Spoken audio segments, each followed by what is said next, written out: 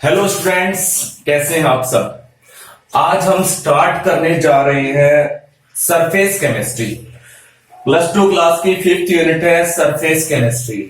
उससे पहले एक बात जरूरी है, आप साथ साथ कॉपी पेन लेके नोट करते रहिएगा। तो चलिए देखते हैं सरफेस केमिस्ट्री क्या होती है। सरफेस केमिस्ट्री सबसे पहला क्वेश्चन तो हमारा यही है। हमारे पास एक वर्ड आया यहां पे सरफेस। सरफेस को हम एक और नाम भी देते हैं, अभी इंटरफेस भी नाम देते हैं इसको। आप क्या नाम देते हैं? इंटरफेस नाम दिया जाता है। तो ऐसी केमिस्ट्री जिसके अंदर हम उन फिनोमिनाज को पढ़ेंगे जो किसके साथ जुड़े हुए हैं? सरफेस के साथ, या फिर किसके साथ जुड़े हुए हैं? इंटरफेस के साथ जुड़े हुए हैं।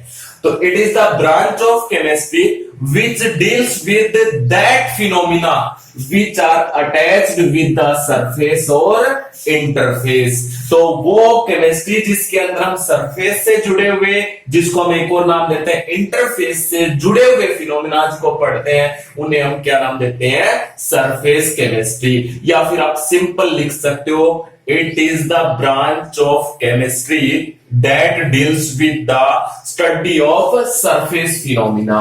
किसके साथ कह रहे हैं अभी? सरफेस फिनोमिना के साथ जो भी आपका है स्टडी हम करेंगे उसे हम क्या नाम देते हैं? सरफेस केमिस्ट्री नाम दिया जाता है। अब आपके पास बहुत ज्यादा छोटे छोटे क्वेश्चंस आएंगे इस यूनिट में। पहली बात तो सरफेस किसे बोला जाता है, ये इंटरफेस क्या होता है, इसको कैसे रिप्रेजेंट किया जाता है। तो आपसे पूछा हुआ कई बार, जब हम इसको रिप्रेजेंट करते हैं सरफेस को या इंटरफेस को, अगर आप रिप्रेजेंट करोगे, मान लेते हैं कि एग्जांपल लिया, मैं एक सॉलिड और एक लिक्विड या एक गैस के बीच में, एक सॉलिड और एक गैस के बीच में सरफेस या इंटरफेस को रिप्रेजेंट करना चाह रहा हूं। क्या मतलब है अभी? मतलब ये मान लेते हैं ये आपके पास कोई सॉलिड है, कोई भी सॉलिड है, ये है, इसके ऊपर कोई भी गैस है, ये रही। तो इस गैस के बीच में और इस सॉलिड के बीच में कौन सी सरफेस है? ये सरफेस है, ये इंटरफेस है। इस इंटरफेस को हम कैसे रिप्रेजेंट करते हैं? एक सॉलिड और एक गैस के बीच में अगर आपको सरफेस या इंटरफेस को रिप्रेजेंट करना हो तो या तो हम स्लैश लगा के करते हैं या हाइफन लगा के करते हैं। मतलब इसको लिखोगे आप सॉलिड गैस लिखो या तो, या फिर आप इसको क्या लिखोगे? सॉलिड और ये आपका स्लैश और फिर क्या लिखोगे? गैस लिखोगे। तो एक नंबर का क्वेश्चन ऑप्शन में आपसे पूछा जा सकता है, सरफेस को या इंटरफेस को हम कैसे रिप्रेजेंट करते हैं। तो हमें एक एग्जांपल लेना पड़ेगा। Let us consider surface between the solid and gas. It is represented by as, by slash और हाइफन। सॉलिड गैस या सॉलिड क्या हो गया? ऐसे हाइफन स्लैश लगा के क्या लिखोगे? गैस। ये होता है, ये गैस थी बाहर इन्वायरमेंट में और ये आपका सॉलिड का कोई टुकड़ा था। तो इस गैस के बीच में और इस सॉलिड के बीच में ये सरफेस थी। इस सरफेस को हम कैसे रिप्रेजेंट करते हैं? इस तरीके से रिप्रेजेंट किया जाता है। अब एक क्वेश्चन बहुत ही ज्यादा इंपॉर्टेंट यहां से ये बन के आता है। हमने लिख लिया सॉलिड और गैस के बीच में सरफेस बनती है, हमेशा बनती है। अभी लिक्विड और गैस के भी बीच में बनती है, जरूर बनेगी। सॉलिड और लिक्विड हो इनके बीच में, या लिक्विड और गैस हो, सॉलिड और गैस हो, इनके बीच में सरफेस बनती है।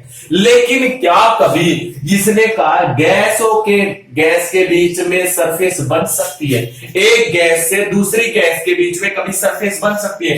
मान लेते हैं हमारे पास कोई गैस है, इसके पार्टिकल दूर दूर होते हैं, वैसे भी रैंडम होते हैं। ये दूसरी गैस है, ये जैसे इसके नजदीक आएगी यहाँ पे सरफेस नहीं बनेगी, बल्कि ये गैस के पार्टिकल इस गैस में क्या हो जाएंगे? इंटरमिक्स हो जाएंगे।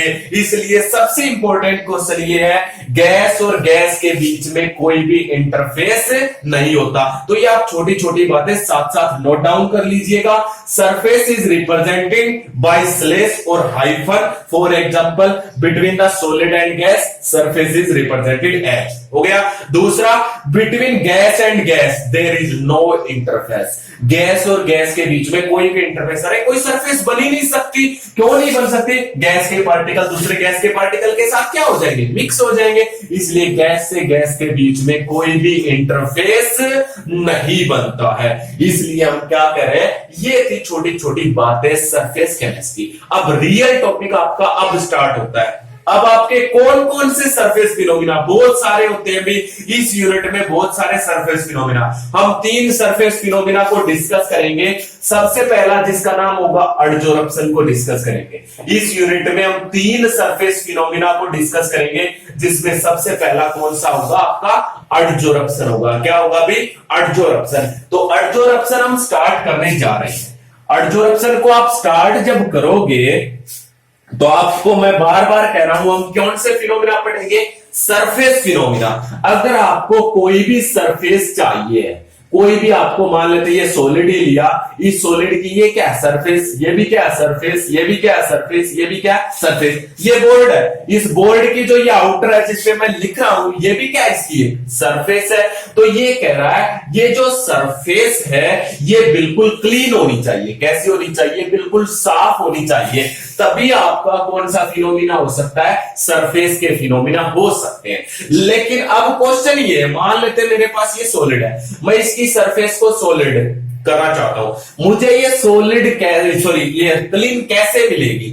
अदरवाइज पता क्या होता है, इन्वायरमेंट में बहुत सारी गैसेज है जो इसके ऊपर अटैच होती रहती है, अटैच पड़ी रहती है, हर टाइम इसके ऊपर अटैच्ड है। जब हमने इन्वायरमेंट में सॉलिड को रखा है तो इसकी सरफेस पे बहुत सारी गैसेज अटैच्ड रहती है। अगर मुझे इसको बिल्कुल कंप्लीटली क्लीन करना है तो मुझे वैक्यूम क्रिएट करना पड़ेगा। क्या क्रिएट करना पड़ेगा, वैक्यूम। वैक्यूम का मतलब क्या होता है, जहां पे कोई भी एयर ना हो। अगर मान लेते हैं मैंने इसको किसी ऐसी जगह पे रख दिया, ये मैंने एक बॉक्स बनाया जिसके अंदर वैक्यूम है, अगर वैक्यूम होगा तो ये बताओ क्या इसकी सरफेस पे कोई गैस के पार्टिकल आ सकते हैं। अरे इसके अंदर कोई गैस ही नहीं है, नो गैस, तो इसके ऊपर पार्टिकल आएंगे कहां पे। अगर इसके ऊपर कोई पार्टिकल नहीं आएगा तो इसकी गैस, इसकी जो सरफेस है वो कैसी रहेगी, क्लीन रहेगी। इसलिए कह रहा अगर आपको बिल्कुल क्लीन सरफेस चाहिए है तो वैक्यूम क्रिएट करना पड़ेगा। और वैक्यूम के लिए आपको कितना प्रेशर चाहिए, 10⁻⁻8 से 10⁻�9 पास्कल चाहिए। आपको कितना चाहिए, 10⁻�8 से 10⁻�9 पास्कल का वैक्यूम क्रिएट कर देंगे तो वहां पे कोई भी गैस नहीं होगी। उस एरिया में आप इसको लेके जाओ, आपकी सरफेस बिल्कुल क्लीन हो जाएगी। और क्लीन सरफेस होगी तो हमें सरफेस फिनोमिना अच्छे से मिलेंगे। इसलिए मैंने 3-4 बातें बताई है। सबसे पहले इस यूनिट में हम सरफेस फिनोमिना पढ़ेंगे या इंटरफेस फिनोमिना। सरफेस या इंटरफेस को हम स्लैश या हाइफन से रिप्रेजेंट करते हैं। एक गैस से दूसरी गैस के बीच में इंटरफेस नहीं बनता है। और एक हमने क्या है, अगर हम सरफेस फिनोमिना को देखना चाहते हैं तो जिसकी भी सरफेस आप यूज करोगे, एक बात और पता है कि बता देता हूं बेटा, सरफेस आपके पास केवल 2 चीजों की यूज कर सकते हो आप, या तो सॉलिड की सरफेस या फिर किसकी यूज कर सकते हो, लिक्विड। गैस की कोई सरफेस नहीं होती है, क्योंकि गैस की सरफेस लोगे तो उसके अंदर दूसरी गैस क्या हो जाएगी, इंटरमिक्स हो जाएगी। तो जब भी आप कोई सरफेस लेते हो तो वो बिल्कुल क्लीन लेनी होती है। और बिल्कुल क्लीन आप कैसे लोगे, बिल्कुल क्लीन अगर हमें चाहिए है तो हमें इतना वैक्यूम क्रिएट करना पड़ेगा। तो कोई भी गैस इस सॉलिड की सरफेस पे अटैच नहीं मिलेगी, जिसके कारण ये अटैच नहीं मिलेगी तो हमें बिल्कुल क्लीन सरफेस मिलेगी। अब हम स्टार्ट करने जा रहे हैं हमारी सरफेस केमिस्ट्री का सबसे पहला टॉपिक है एडजॉर्प्शन। क्या होता है, बहुत ही ज्यादा इंपॉर्टेंट है भाई ये यूनिट एडजॉर्प्शन, और आपकी जनरल लाइफ से जुड़ी हुई है। तो एडजॉर्प्शन क्या है, पहला टॉपिक हमारे इस यूनिट का ये है। एडजॉर्प्शन का मतलब बिल्कुल सिंपल लैंग्वेज में बताता हूं। ये आपके पास कोई भी सॉलिड ही मान लिया मैंने, ये कोई सॉलिड है, ये इसकी सरफेस है, ठीक है। हमने क्या किया, कोई दूसरा सब्सटेंस आया, धीरे धीरे आके इसके ऊपर अटैच हो गया, एक्यूमुलेट हो गया, इसके ऊपर एक्यूमुलेट हो गया, यानी कि इस सब्सटेंस की सरफेस पे कंसंट्रेशन बढ़ रही है। ये आपका कोई सब्सटेंस था, मान लेते ये ए नाम से था, तो ये ए के पार्टिकल आके इसके ऊपर इंक्रीज हो गए, एक्यूमुलेट हो गए। तो किसी सब्सटेंस की सरफेस पे किसी दूसरे सब्सटेंस की कंसंट्रेशन का बढ़ जाना, एक्यूमुलेट हो जाना, कैसे हुआ, एक एग्जांपल और समझिए। आप अब लॉकडाउन में हैं, काफी दिन आपको स्कूल गए थे होंगे। आप जब स्कूल में जाओगे तो आपके जो बेंचेज है वो आपको कैसे मिलेंगे, बेंचेज पे बहुत सारी डस्ट मिलेगी, मिलेगी या नहीं मिलेगी।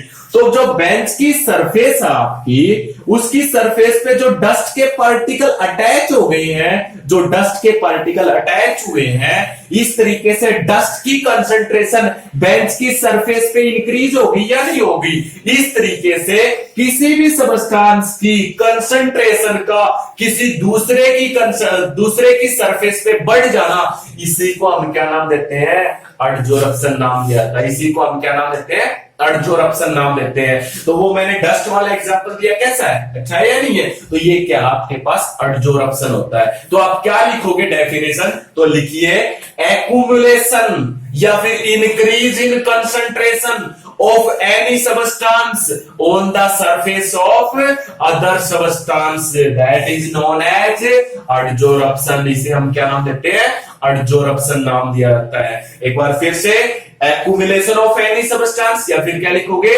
increase in concentration of any substance on the surface of other substance, that is known as adsorption. इसे हम क्या नाम देते हैं बेटा, एडजॉर्प्शन नाम दिया जाता है। ये आपका बेंच था या कोई भी स्टूल है या कोई भी सरफेस है, इसके ऊपर ये डस्ट के पार्टिकल अटैच हो गए। अरे घर पे भी आप कुछ भी रखा हुआ, काफी दिनों तक हम किसी रूम को खोलते नहीं है, तो उसके अंदर हमारे जो सोफा है या कोई स्टूल रखा हुआ, कोई चेयर रखी हुई है, तो उसके ऊपर डस्ट के पार्टिकल आके क्या हो जाते हैं, अटैच। तो डस्ट के पार्टिकल का किसी चेयर की सरफेस पे या किसी भी सब्सटेंस की सरफेस पे कंसंट्रेशन का बढ़ना, इसे हम क्या नाम देते हैं, एडजॉर्प्शन। अब एडजॉर्प्शन दो चीजों से मिलकर बना है। क्या क्या वो दो चीजें, अरे एक तो वो जिसकी कंसंट्रेशन बढ़ी है और एक वो जिसकी हम सरफेस यूज कर रहे हैं। तो ये कह रहा है जिसकी आप सरफेस यूज करोगे ना, जिस सब्सटेंस की आप सरफेस को यूज करोगे, उसे तो बोलते हैं एडजॉर्बेंट। उसे हम क्या नाम देते हैं, एडजॉर्बेंट। और जिस सब्सटेंस की कंसंट्रेशन इंक्रीज होगी, जैसे डस्ट की कंसंट्रेशन बेंच की सरफेस पे इंक्रीज हुई, तो यहां पे डस्ट को क्या नाम दिया जाएगा, एडजॉर्बेट नाम दिया जाएगा। क्या नाम दिया जाएगा, एडजॉर्बेट नाम दिया जाएगा। जिसकी सरफेस पे होता है एडजॉर्प्शन, वो एडजॉर्बेंट, और जिस सब्सटेंस का एक्यूमुलेशन होता है उसे हम क्या नाम देते हैं, एडजॉर्बेट नाम दिया जाता है। तो आप क्या डेफिनेशन लिखोगे, लिखो एडजॉर्प्शन है two component, adsorbate and adsorbent. तो एडजॉर्बेंट क्या होता है, it is the substance on the surface of which, it is the substance on the surface of which adsorption takes place, जिसकी सरफेस पे एडजॉर्प्शन होता है, कॉल्ड एडजॉर्बेंट। उसे हम क्या नाम देते हैं, एडजॉर्बेंट।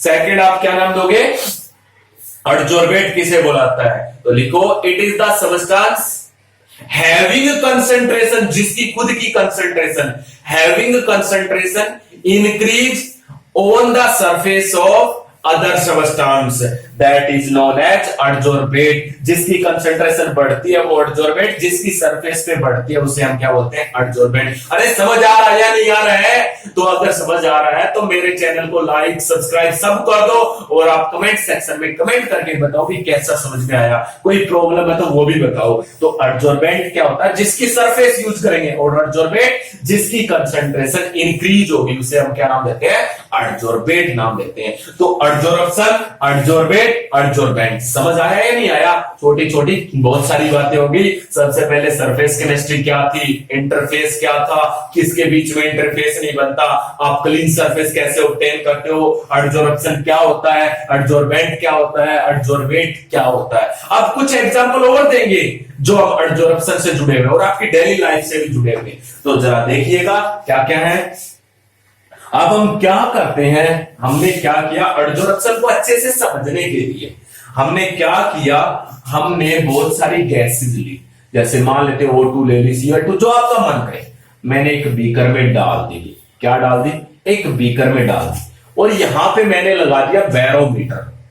क्या लगा दिया भाई, बैरोमीटर। क्या काम होता है बैरोमीटर का, ये हमें ये बताता है इस बीकर के अंदर जो ये गैसेज है इनका कितना प्रेशर है, कितनी अमाउंट है, क्योंकि गैस हमेशा कैसे पता की जाती है, बाय प्रेशर। तो मैंने इस बीकर में ये बैरोमीटर लगा दिया, ये बताएगा प्रेशर कितना है, ठीक है। तो ये प्रेशर था। अगर प्रेशर कम हो जाएगा, इसका मतलब इसके अंदर से गैसेज कम हो रही है, हो जाएगा। अब धीरे धीरे क्या हुआ, ये जो गैसेज है, एक बात और पता की है, पहले वो सुन लो, गैस जब इकट्ठा होती है, गैस के पार्टिकल होते हैं थोड़े दूर दूर, अगर गैस के पार्टिकल थोड़े नजदीक आ जाएंगे तो बेटा ये बताओ वो किस में चेंज हो जाएगा? गैस से किस में आ जाएगा? वो लिक्विड में चेंज हो जाएगा। किस में चेंज हो जाएगा? लिक्विड में चेंज हो जाता है। अगर गैस के पार्टिकल थोड़े नजदीक आएंगे तब तो वो किस में चेंज होता है? लिक्विड में। अब वापस यहाँ पे आओ अपने, मान लेते हैं मैंने इसके अंदर Cl2 गैस ली, O2 गैस ली, जो आपका मन करे वो आप ले लो। मैंने बैरोमीटर लगाया, प्रेशर देखा, इसमें कुछ ना कुछ प्रेशर है, ठीक है। अब मैंने क्या किया, इसके अंदर चारकोल डाल दिया, पाउडर्ड चारकोल, पिसा हुआ चारकोल। क्या होता है भाई चारकोल? पहले चारकोल ही सुनो, वो इसके अंदर डाल तो दिया। सुनो क्या होता है, आप लकड़ी को जलाते हो, बर्न करते हो, बर्न करने के बाद जो ब्लैक कलर का बचता है ना बेटा, उसको चारकोल बोलते हैं। उसको मैंने पीस लिया, पीसने के बाद उसको क्या नाम दे दिया? Powdered charcoal. उसको हमने क्या नाम दे दिया? Powdered charcoal. वो इसके अंदर डाल दिया। जैसे ही डाला, कुछ समय के बाद क्या देखता हूं मैं देखता हूं ये बैरोमीटर कह रहा है इसमें जो आपकी गैस थी ना उसका प्रेशर कम हो रहा है। उस गैस का प्रेशर क्या हो रहा है? कम हो रहा है। ये बैरोमीटर मुझे बता रहा है प्रेशर कम हो रहा है, इसका मतलब इसके अंदर जो गैस थी वो कम हो गई है। कहां पे चली गई वो गैस? उस गैस का क्या हुआ? वो गैस की पार्टिकल इस चारकोल की सरफेस पे, इसकी सरफेस पे अटैच हो गई। जैसे आपकी बेंच की सरफेस पे क्या हुआ था? डस्ट इकट्ठा हुआ था, वैसे ही इस गैस के पार्टिकल इस चारकोल की सरफेस पे आके अटैच हो गए। अटैच हो गए तो एक जगह रुक गए, अटैच होंगे तो एक जगह रुक जाएंगे, पार्टिकल नजदीक आएंगे तो वो किस में चेंज हो जाएंगे? लिक्विड में। तो चारकोल की सरफेस पे आके, मान लेते हैं चारकोल है, इसकी सरफेस पे गैस के पार्टिकल आए और यहाँ पे इकट्ठा हुए, इकट्ठा हुए तो ये किस में चेंज हो जाएंगे? लिक्विड में चेंज हो जाएंगे। और लिक्विड में चेंज होंगे तो यहाँ पे कोई गैस नहीं रहेगी, क्योंकि गैस किस में आ गई? लिक्विड में, और लिक्विड का कोई प्रेशर नहीं होता। तो ये बताओ अभी क्या इस Cl2 का जो भी इसमें गैस थी, इसका प्रेशर कम हुआ तो किसके कारण हुआ? क्योंकि इसके अंदर जो गैस थी आपकी Cl2 वो चारकोल की सरफेस पे क्या हुई है? एब्जॉर्ब हुई है। बेटा ये वर्ड बहुत जरूरी है, डी है, एब्जॉर्ब नहीं है। आपने आज तक एब्जॉर्ब पढ़ा है, ये एब्जॉर्ब है, डी वर्ड है। अटैच हो गई है चारकोल की सरफेस पे, ये गैस क्या हो गई है? एडजॉर्ब हो गई है। तो यहाँ पे आपने अगेन कौन सा फिनोमिना पढ़ा? एडजॉर्प्शन। अब फिर से बताओ मुझे यहाँ पे एडजॉर्बेट कौन है और एडजॉर्बेंट कौन है? यहाँ पे जो आपकी गैस है उसको तो मैं बोलूंगा एडजॉर्बेट, और जो आपका ये चारकोल है उसको मैं क्या नाम दूंगा? एडजॉर्बेंट नाम दूंगा। उसको मैं क्या नाम दूंगा? ये आपका चारकोल है। बोलो बेटा समझ आया या नहीं आया? हो गया ना? तो आप क्या कह सकते हो? When we take some gases in a beaker, when we take some gases in a beaker and add charcoal, powdered charcoal, then the pressure of gas inside the beaker decreases.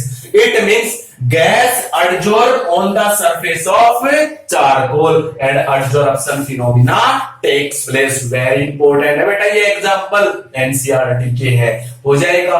एक और एग्जांपल देखते हैं, आपके लिए बहुत easy है। एक और एग्जांपल क्या लेते हैं, हमने इस बार एनिमल चारकोल लिया। क्या लिया?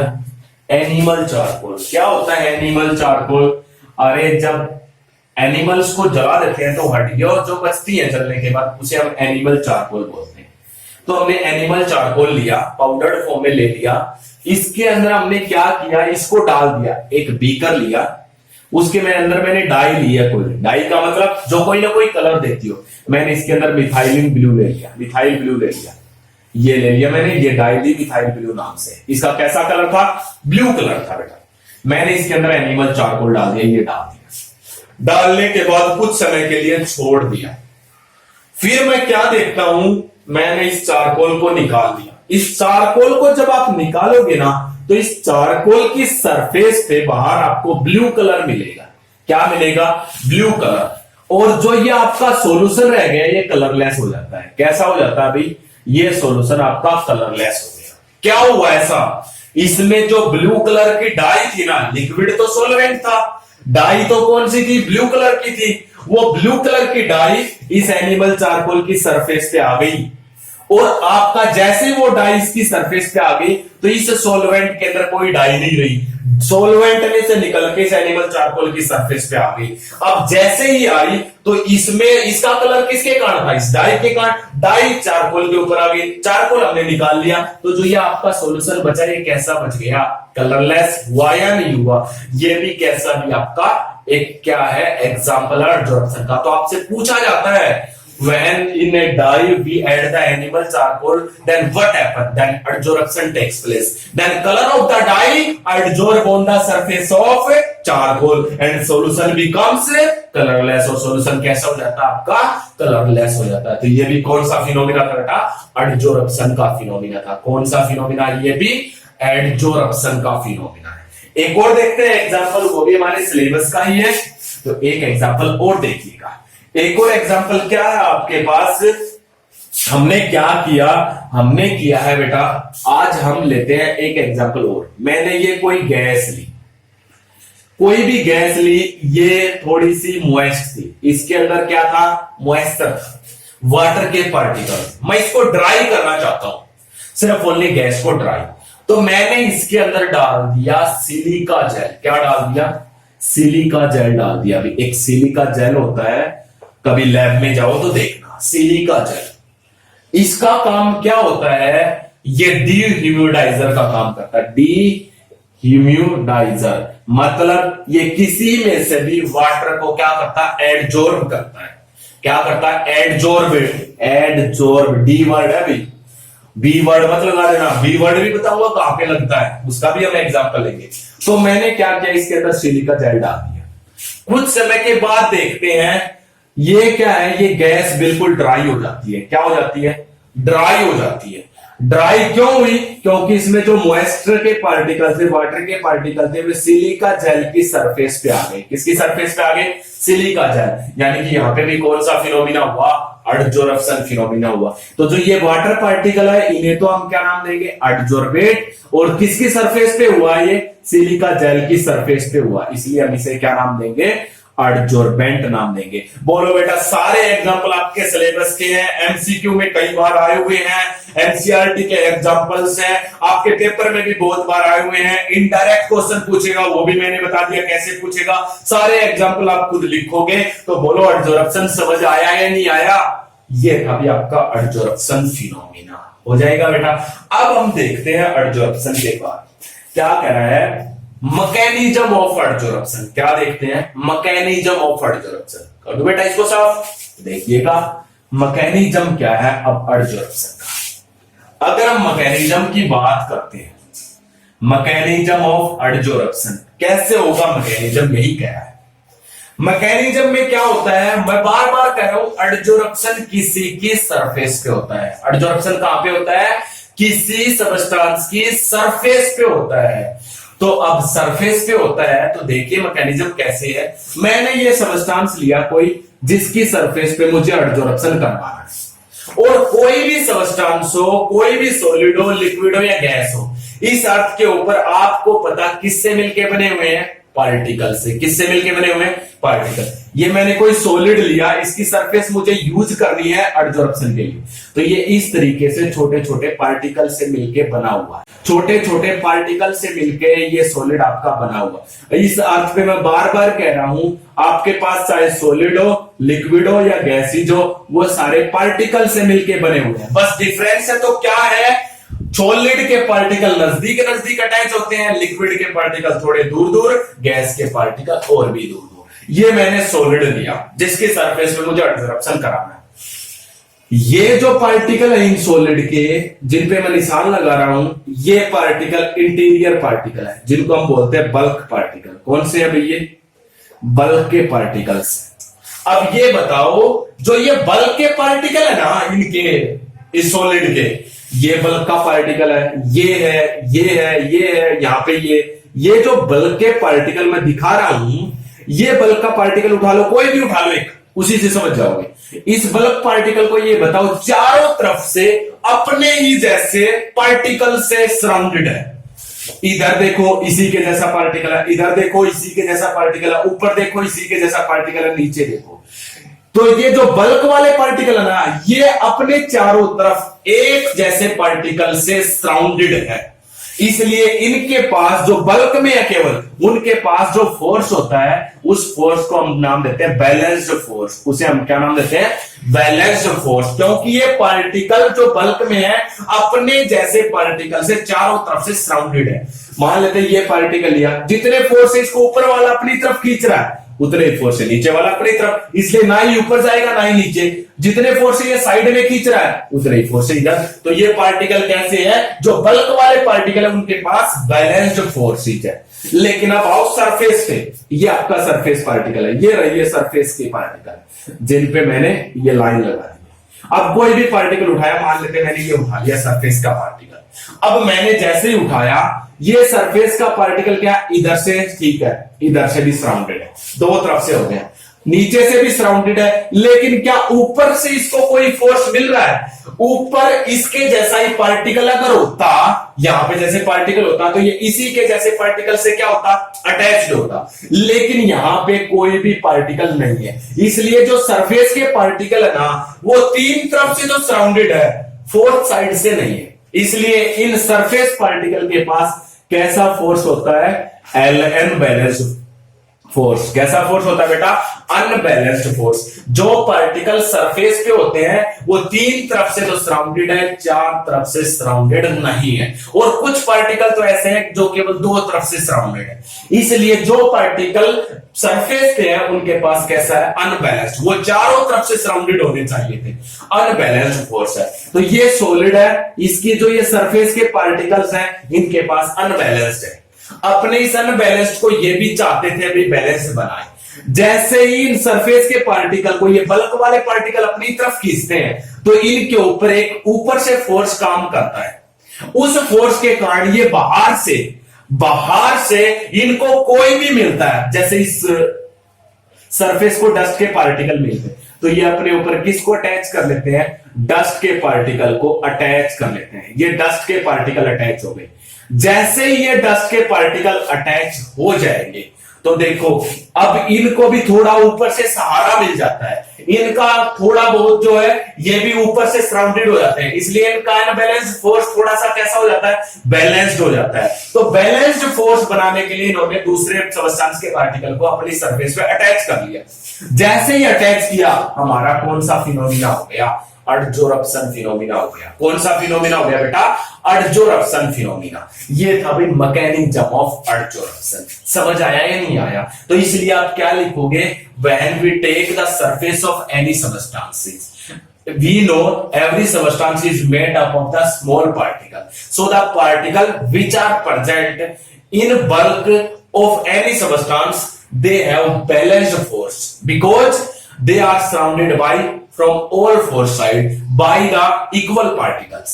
But the particle which are present on surface they are surrounded from three sides, so they have unbalanced force.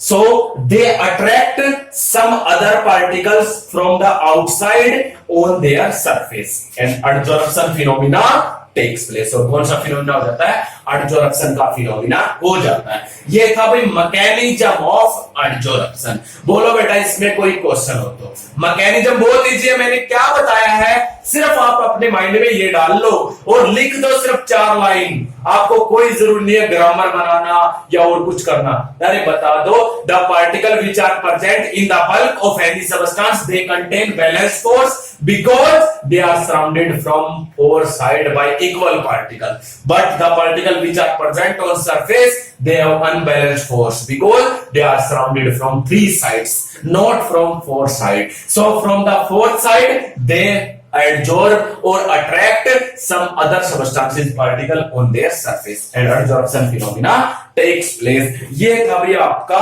adsorption का मैकेनिज्म। इसमें कोई क्वेश्चन होगा बोलोगे? हो जाएगा। अब आगे चलते हैं, देखते जाइएगा, मजा आएगा आपको। एडजोरप्शन आप भी क्या कहोगे? बात सर समझ में आया सब कुछ आपको? एडजोरप्शन आगे देखिएगा तो ये था मैकेनिज्म ऑफ एडजोरप्शन। अब आगे क्या कह रहे हैं? अभी एडजोरप्शन का मैकेनिज्म तो हमने पढ़ लिया। अब एक और टॉपिक थोड़ा सा हम डिस्कस करते हैं। आगे आपके पास है एक एब्जॉर्प्शन, हमने सुना है या नहीं है? सुना है। आप आज तक एब्जॉर्प्शन नहीं सुना होगा। ये बी वर्ड है और यहाँ पे डी वर्ड है, कंफ्यूज मत हो जाना। हमारी यूनिट में डी वाला एडजॉर्प्शन है, लेकिन थोड़ा सा डिस्कस अब्जॉर्प्शन का भी है। अब्जॉर्प्शन क्या है? एडजॉर्प्शन तो आपने पढ़ लिया, कैसा फिनोमिना बेटा? सरफेस फिनोमिना है, जिसमें सब कुछ कहां पे होता है? सरफेस पे होता है। लेकिन अब्जॉर्प्शन कैसा फिनोमिना? अब्जॉर्प्शन सुनिएगा, अब्जॉर्प्शन एक बल्क फिनोमिना है। कैसा फिनोमिना है? बल्क फिनोमिना है। ये वाला बल्क का फिनोमिना है, यानी कि क्या मतलब कह रहा है? किसी भी सबस्टेंस की कंसंट्रेशन ओनली सरफेस पे बढ़ती है, वो तो है adsorption. When the increase in concentration of any substance in the bulk, that is known as absorption. अगर बल्क में बढ़ती है तो उसे हम क्या नाम देंगे बेटा? अब्जॉर्प्शन नाम दिया जाएगा। उसे हम क्या नाम देंगे? एब्जॉर्प्शन। तो increase in concentration of any substance in the bulk of other substance, that is known as absorption. जरा ध्यान से सुनिएगा, देखते हैं इसको भी क्या चीज है एब्जॉर्प्शन भी। आपको एक जनरल लाइफ का एग्जांपल बताता हूं बेटा। आप सबने गुलाब जामुन खाए होंगे, बहुत खाए होंगे, अभी तो नहीं मिल सकते, भी लॉकडाउन चल रहा है, ठीक है? तो गुलाब जामुन में क्या देखते हो? जो सॉल्यूशन होता है, जो शुगर सॉल्यूशन है, वो कहां पे होता है? जिसको आप चाशनी बोलते हो, वो कहां पे होती है? बल्क में भी होती है ना, तो बल्क में ही जाती है। तो वो कैसा फिनोमिना है? एब्जॉर्प्शन का फिनोमिना है। लेकिन वो एग्जांपल हमें समझने के लिए है। अब आप यहां पे देखिए क्या है एग्जांपल। हमने क्या पढ़ा था अभी थोड़ी देर पहले? मैंने बताया था सिलिका जेल, जिसका काम क्या होता है? वाटर को एडजॉर्ब करना। क्या काम होता है अभी? वाटर को एडजॉर्ब करना। क्योंकि ये जो सिलिका जेल है वाटर को केवल अपनी सरफेस पे रखता है। एक होता भी CaCl2, क्या होता है? CaCl2, calcium chloride. ये एनहाइड्रस होना चाहिए, मतलब इसमें वाटर नहीं होना चाहिए। अगर ये एनहाइड्रस है और ये वाटर के कांटेक्ट में आता है कहीं से भी, तो ये एब्जॉर्ब करता है। ये क्या करता है? एब्जॉर्ब। यानी कि CaCl2 इसके अंदर, इसकी सरफेस, इसके बल्क में चला जाता है और ये क्या बना लेता है? जैसे ही बल्क में जाएगा तो आपको पता होना चाहिए क्या बना लेता है? CaCl2 2H2। यानी कि ये एनहाइड्रस था, अब कैसा हो जाएगा? हाइड्रस हो जाएगा। तो ये वाला फिनोमिना बल्क है और ये क्या होता है? एब्जॉर्प्शन। वेरी इंपॉर्टेंट, कई बार पूछा हुआ है सिलिका जेल में क्या होता है और CaCl2 में क्या होता है। कई बार आप कंफ्यूज करके उल्टा कर देते हो। अरे CaCl2 सीधी सी बात है, याद रखने का तरीका, CaCl2 इसके साथ जुड़ के CaCl2 2H2O बनाता है, इसलिए यहाँ पे कौन सा होता है? Absorption, bulk phenomena. और ये क्या होता है? सिलिका जेल केवल सरफेस पे रहता है, इसलिए यहाँ पे क्या होता है? Adsorption phenomena. अरे आपने जनरल देखा होगा, हम पोचा नहीं बोलते हैं जिसको, वो वाटर को अपनी बल्क में ले लेता है। बल्क में ले लेता है तो उसे हम क्या नाम देते हैं? एब्जॉर्प्शन बोला जाता है। इसको हम क्या नाम देते हैं? एब्जॉर्प्शन। एक और एग्जांपल हम देखते हैं। क्या एग्जांपल है? मैंने एक डाई फिर से ले ली, ठीक है? मैंने क्या ली भी? एक डाई जिसका कलर था ब्लू। मैंने एक ब्लू कलर डाई सॉल्यूशन ले लिया, ब्लू कलर डाई सॉल्यूशन। जैसे ही मैंने ब्लू कलर डाई सॉल्यूशन लिया, ये मैंने इस बीकर में ले लिया। लेने के बाद इसमें मैंने अपना चौक डाल दिया, व्हाइट चौक। व्हाइट चौक डाल दिया एज इट इज, और कुछ समय के लिए छोड़ दिया। व्हाइट चौक डाला, कुछ समय के लिए छोड़ दिया, इसको बाहर निकाल लिया। आफ्टर 2-3 मिनट 5 मिनट ये बाहर निकाल लिया। जैसे ही बाहर निकाला तो जहां तक ये यहां तक डीप्ड था, तो यहां पे मैं क्या देखता हूं? इसके नीचे वाली सरफेस पे ब्लू कलर है। क्या अभी? ब्लू कलर है, ठीक है? अभी ब्लू कलर है, अच्छी बात। अब मैंने क्या किया? ये जो ब्लू कलर है, मैंने इस चौक को यहां से तोड़ दिया, ये ऐसे तोड़ दिया, ये तोड़ दिया, इसके 2 पार्ट बना दिए। तोड़ने के बाद क्या देखता हूं? ये यहां से अंदर से व्हाइट है। कैसा है? ये अंदर से व्हाइट है। इसका मतलब क्या हुआ? जो ब्लू कलर की डाई है वो बल्क में गई है, सरफेस पे रही है। अगर बल्क में जाती तो अंदर से भी ये कैसा होता? ब्लू। इसका मतलब जो ये डाई है इसकी सरफेस पे रही, तो ब्लू कलर की डाई का तो क्या हुआ है? एडजॉर्प्शन हुआ। क्या हुआ बेटा?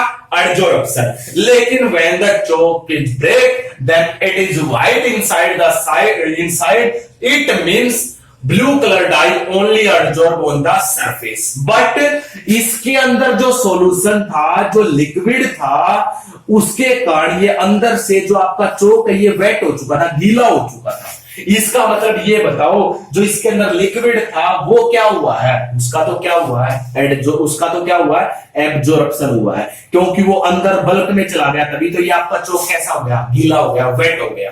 समझ आया या नहीं आया? तो आप लो, when a blue colour dye solution is taken in which chalk is there, when the chalk is removed from the solution, then we see that it is blue color from the outside, but when we break the chalk it is white inside. It means blue color dye only adsorb on the surface, but chalk is wet. It means the solution or liquid which is present in the beaker, it is absorbed by the chalk. So chalk is wet inside. इसलिए चोक जो आपका है वो अंदर से गीला है, क्योंकि चोक के अंदर जो लिक्विड है उसका अब्जॉर्प्शन हुआ है, लेकिन ब्लू कलर के डाई का क्या हुआ है, एडजॉर्प्शन हुआ है।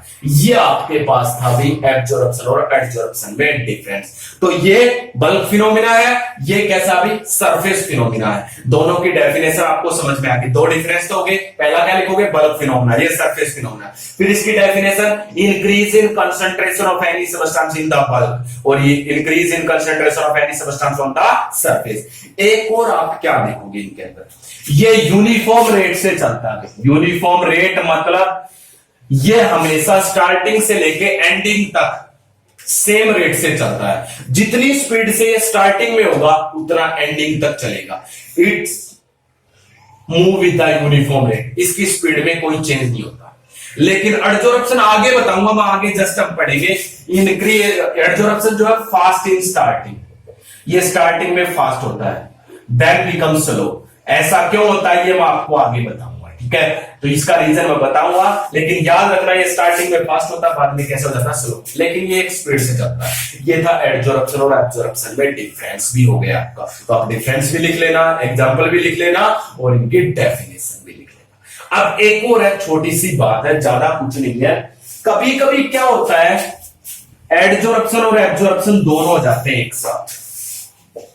कभी कभी आपसे पूछा जाता है भी एनसीईआरटी का ये भी, adsorption and absorption both takes place simultaneously, both takes place simultaneously, दोनों एक साथ। साइमल्टेनियसली का मतलब क्या होता है, एक साथ होना।